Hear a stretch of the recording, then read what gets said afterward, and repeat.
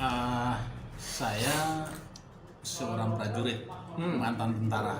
Ya, kenapa saya bilang seperti itu? Karena tentara itu profesi, Oh, prajurit itu jiwa yang melekat. Jadi jiwa prajurit itu akan hilang ketika saya menghembuskan napas terakhir. seumur hidup ya prajurit ya?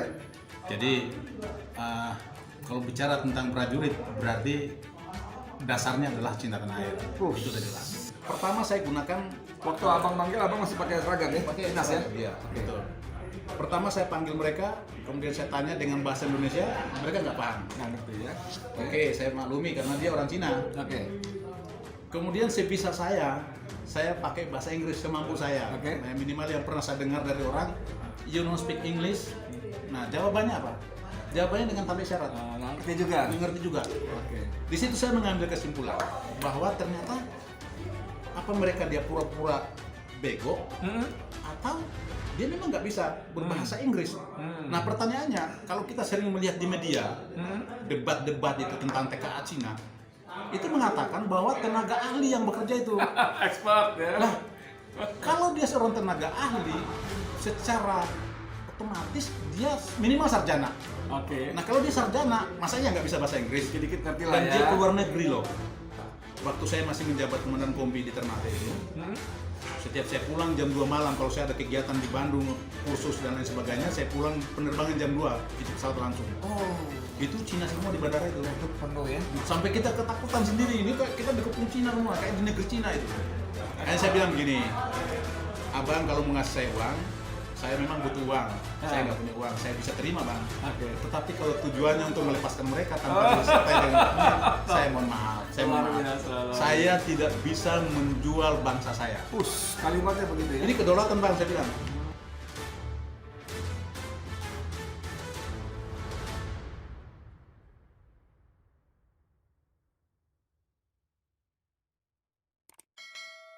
Assalamualaikum warahmatullahi wabarakatuh. Saudara, dengan saya Edi Mulyadi dari Forum News Network. Anda masih kenal dengan beliau sebelah saya? Wih, Rainbow-nya Indonesia. Enggak. Ini bukan Rainbow, ini asli pahlawan Indonesia namanya Ruslan.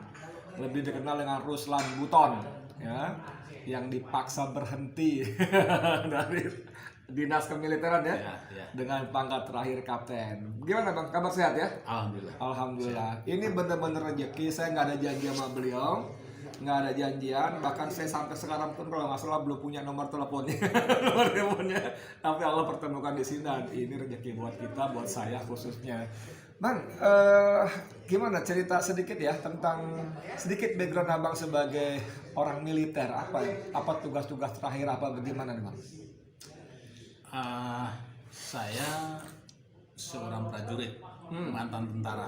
Ya, kenapa saya bilang seperti itu? Karena tentara itu profesi, prajurit itu jiwa yang melekat. Jadi jiwa prajurit itu akan hilang ketika saya menghembuskan napas terakhir. Seumur hidup ya prajurit ya? Jadi kalau bicara tentang prajurit berarti dasarnya adalah cinta tanah air. Itu udah jelas. Jadi kontraknya kontrak mati untuk bangsa. Kontrak mati. Itu semua level ya dari mulai prajurit dari prajurit 2 sampai dengan jenderal itu prajurit. Ya. Oke. Gue lanjut. Nah, jadi saya kenapa bercita-cita menjadi tentara itu sebuah hal yang sangat membanggakan bagi saya kalau saya menjadi tentara karena pengabdian yang tulus itu ada di tentara. Dan ternyata cita-cita yang saya kejar, saya berhasil menjadi tentara namun hanya sampai setengah jalan. Itu mungkin garis tangan saya. Setengah jalan saya harus berhenti. Tetapi pengabdian untuk bangsa tidak boleh berhenti hanya di situ. Pangkat terakhir apa tuh Bang Ruslan? Saya pangkat terakhir kapten. Kapten. Dengan infanteri. jabatan apa di mana? Terakhir saya komandan kompi khusus di batalion 732, batalion Raider. Kemudian selama 3 tahun, kemudian menjadi komandan kompi Senapan D. Nah, di tempat yang sama, masih di batalion yang sama. Ya. Apa tugas itu waktu itu apa spesifiknya bertugas ngapain gitu? Di daerah mana itu? Pada saat itu saya melaksanakan Satgas Operasi Pengamanan Daerah Rawan. Oh. Nah, itu di Maluku kan bekas konflik. Oh, Bekas oke. konflik. Jadi kita mengumpulkan semua senjata-senjata yang masih tersisa bekas konflik itu di masyarakat yang beredar di masyarakat. Oh, oke. Nah, sebelum kita masuk ke tugas yang kemudian berakhir dengan Aksa ya, Iya. itu pemberhentian itu, abang punya kesalahan apa waktu itu sampai kok begitu fatalnya hukuman dari kedinasan? Kalau saya secara pribadi tidak merasakan kesalahan sedikit pun. Ya, oke.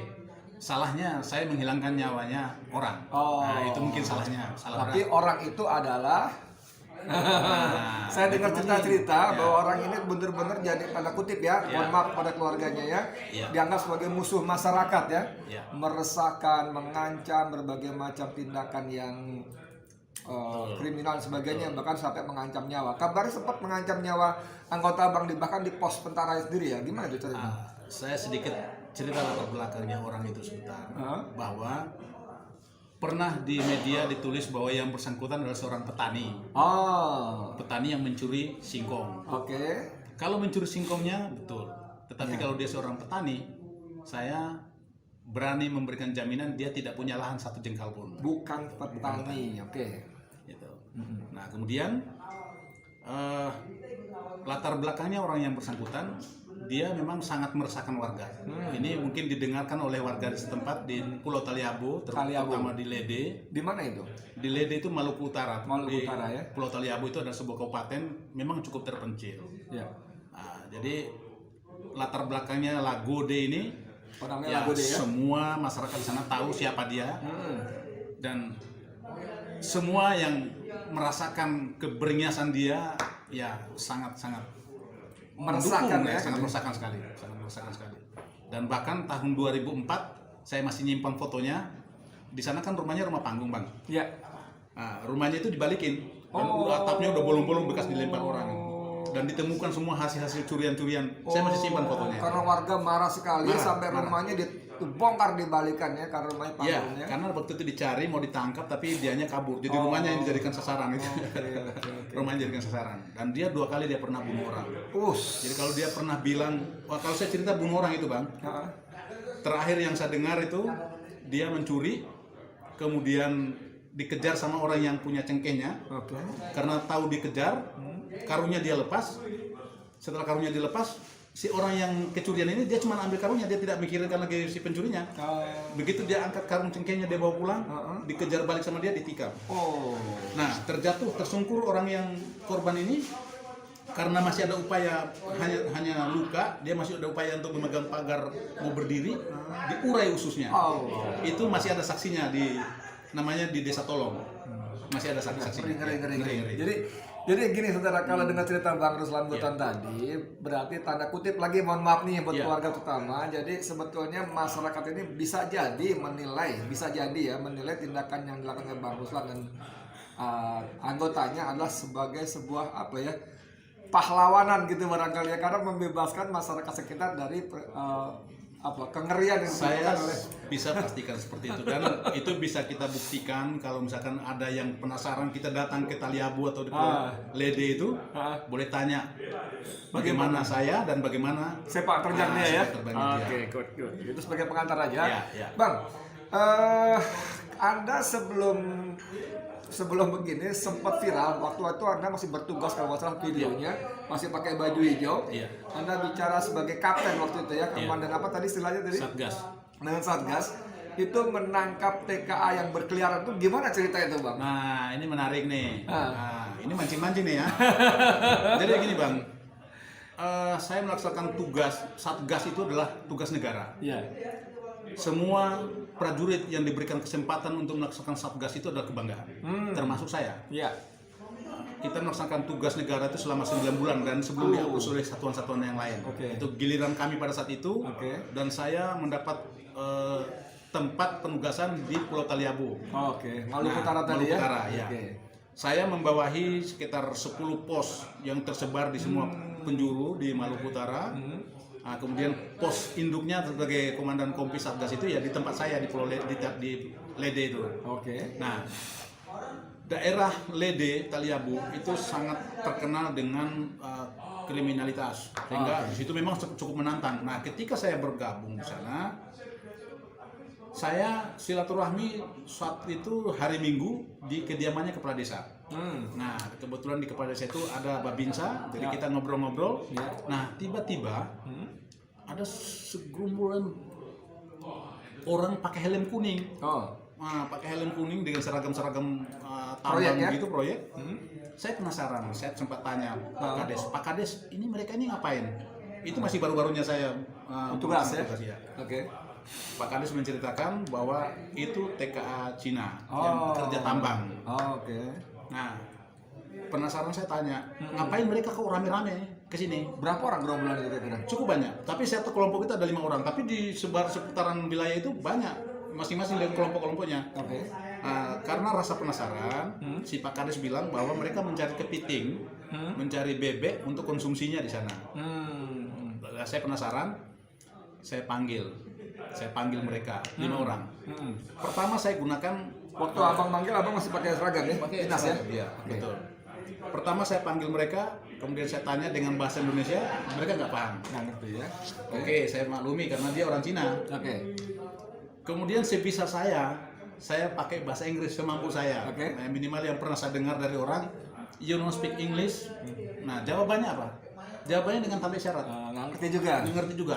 Oke. Di situ saya mengambil kesimpulan bahwa ternyata apa mereka dia pura-pura bego atau dia memang nggak bisa berbahasa Inggris. Nah, pertanyaannya, kalau kita sering melihat di media debat-debat itu tentang TKA Cina, itu mengatakan bahwa tenaga ahli yang bekerja itu. Expert ya? Nah, kalau dia seorang tenaga ahli, secara otomatis dia minimal sarjana. Oke. Nah, kalau dia sarjana, masanya nggak bisa bahasa Inggris. Dikit-dikit ngerti lah Dan ya. dia keluar negeri loh. Dari Cina ke Indonesia, dia keluar negeri. Harus bisa bahasa Inggris syaratnya. Iya. Nah, kok nggak bisa? Apa iya tenaga ahli? Nah, saya mengambil kesimpulan bahwa mereka bukan tenaga ahli. Tenaga kasar Nah, biasa mungkin ya? Sopir truknya atau tukang juru masaknya apa semuanya mungkin mereka itu. Nah, di situ saya penasaran, Iya. sehingga muncul naluri saya bahwa saya ini anak bangsa. Sebagai seorang prajurit, saya sedang tugas negara. Iya. Saya melaksanakan satu tugas. Saya telepon, saya tanyakan visa, dia bilang begini. Saya tanyakan paspor, bilangnya begini. Saya telepon imigrasi Ternate. Saya telepon, kebetulan ada nomornya. Oke. Jawabannya imigrasi Ternate apa? Itu ilegal, Pak.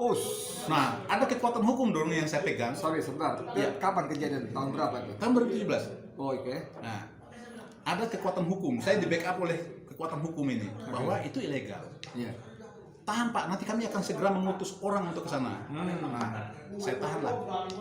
Begitu saya tahan, mereka saya amankan di pos, tapi saya perlakukan seperti biasa, seperti hanya mereka tidak bisa pulang. Intinya seperti itu. 5 orang tadi ya? Iya. Oke. Satu orang. Orang Yang aja. 4 saya kembalikan. Saya suruh mereka laporan untuk suruh yang satu sebagai jaminan gitu. Oke. Nah, 1 orang saya tahan. Jadi jam 10 malam ada 1 orang perwira menengah di Angkatan Darat ya. Nah, mungkin dia sebagai koordinator keamanan di tambang dan didampingi oleh 1 AKBP purnawirawan kepolisian. Purnawirawan tapi Ya, purnawirawan. Mereka datang menemui saya Oke. untuk melobi supaya Bebaskan. orang ini dipulangkan. Saya bilang silakan dijemput atau silakan diambil dengan catatan dokumennya tunjukkan kepada saya dokumen keimigrasinya. Keimigrasian. Keren. Ya, iya. Iya. Kalau nggak ada dokumennya berarti dia ilegal. Iya. Saya berhak untuk menahan. Padahal itu perwira menengah ya, artinya di atas di atas saya, usulan ya. 1 klik di atas saya. Oke. Nah, saya bilang mohon maaf bang, karena alot perdebatan dialognya supaya minta ini nggak ketemu jalan. Nah, si senior saya ini manggil saya kayak pojokan sedikit gitu. Di lobby Udah, nah, intinya lah bahasanya seperti begitulah. Ngeluarin lah uangnya di kantong plastiknya. Sudah itu. disiapkan Ya. ya. Uang sogokan saudara. Ya, saya nggak tahu berapa jumlahnya bang. Saya nggak tahu. Tapi kalau Tapi saya tebal ya. kalau saya kira-kira uang itu kalau dipakai untuk ketok kepalanya orang bisa bocor. Nah, lebih kurangnya seperti itulah. Oke. Lebih kurang seperti itu. Hanya saya bilang begini, abang kalau mau ngasih saya uang, saya memang butuh uang. Saya nggak punya uang, saya bisa terima bang. Oke. Tetapi kalau tujuannya untuk melepaskan mereka tanpa disertai dengan dokumen, saya mohon maaf. Saya tidak bisa menjual bangsa saya. Kalimatnya begitu ya. Ini kedaulatan bang, saya bilang. Karena apa? Saya lihat, ini kok sudah tidak wajar, kok banyak sekali dan lain sebagainya gitu. Nah, belum lagi disertai dengan ceritanya rakyat di Taliabu, di Lede itu. Apa cerita lahan? Waduh, mengerikan. Ya gimana? Lahan-lahannya banyak yang dibayar paksa dengan harga yang sangat tidak masuk akal. Berapa mereka bayar tuh? Begitu murahnya gitu ya? Bahkan ada yang mau gila itu masyarakatnya. Saya kalau misalkan kita ke sana ke lokasinya bisa saya tunjukkan semua orang-orangnya. Jadi tanah itu dirampas atau dibayar dengan sangat murah untuk Iya, mereka koordinasi untuk mau dibeli tapi harganya tidak masuk akal semua. Jadi sangat-sangat didukung, dibantu oleh orang-orang kita yang justru betul, harusnya ya. Harusnya ya. Itu yang menjadi keprihatinan. Mereka menyandarkan harapannya kepada kami yang bertugas pada saat itu. Karena apa? Ya, saya selama masuk ke sana tidak pernah saya menginjakan kaki di tambang itu. Karena apa? Saya tidak mau nanti ada pikiran-pikiran bahwa saya datang ke sana hanya untuk mendapatkan setoran dan lain sebagainya. Iya, minta jatah ya. Nah, saya nggak mau nanti ada pikiran-pikiran seperti itu. Makanya saya nggak perlu lah seperti itu. Gitu Bang. Jadi saudara, seperti penjelasan Bang Ruslan Buton ini menurut saya menjadi konfirmasi buat kita semua yang tidak berada di lokasi. Bagaimana TKA Cina ini tetap ada dan sebagian besar kalau tidak dikatakan semua adalah ilegal. Walaupun para pejabat di Jakarta, pejabat imigrasi segala macam mengatakan mereka dilengkapi dokumen ini itu, sebagian besar ilegal dan tragisnya keberadaan mereka diketahui bahkan di backup oleh para oknum. Betul oknum ya? Bisa iya, bisa tidak. Tapi yang jelas, ya mungkin lebih kurangnya seperti itu. Saya tertarik dengan kalimat pembukaan tadi Bang Ruslan Buton ketika mengatakan bahwa saya menjadi tentara untuk mengabdi. Prajurit itu adalah sambal hidup. Betul. Menjaga kedaulatan rakyat dari mulai prajurit 2 ya, Prada sampai jenderal bintang 4 itu adalah prajurit.